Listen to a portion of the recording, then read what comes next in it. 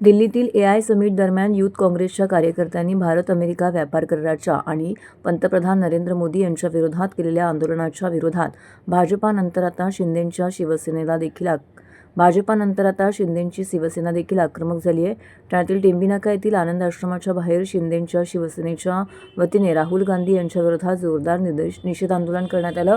शिंदेंच्या शिवसेनेचे खासदार व शिवसेना ठाणे जिल्हा प्रमुख नरेश म्हस्के यांच्या नेतृत्वाखाली हे आंदोलन करण्यात आलं. यावेळी शिवसेना कार्यकर्त्यांकडून राहुल गांधी यांच्या फोटोला जोडे मारून राहुल गांधी यांचा निषेध करण्यात आला.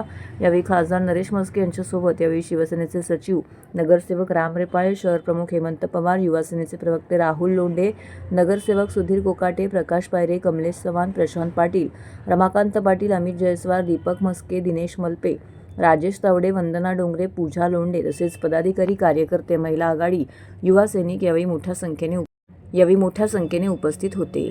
राहुल गांधीला माझा एकच सल्ला असेल, आज ते भिवंडीत आलेले, गाड्या आमच्या मेंटल हॉस्पिटलकडे वळवाव्या.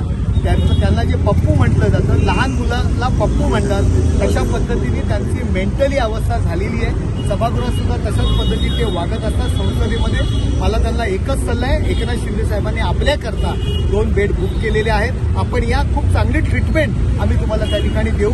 10-15 दिवसात आपण खूप चांगले व्हाल, जेणेकरून काँग्रेस पक्ष जो औषधालाही उरलेला नाही तो थोड्याफार प्रमाणात या देशामध्ये करेल.